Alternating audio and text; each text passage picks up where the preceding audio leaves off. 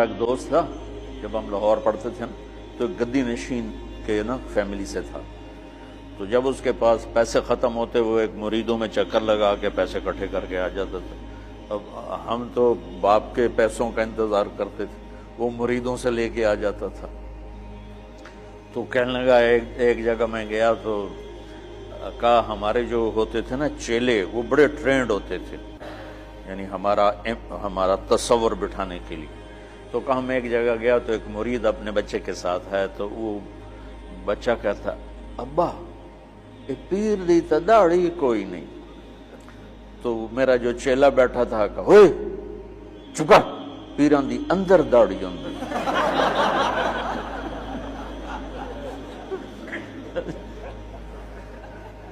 پیران دی اندر داڑھی ہوندی۔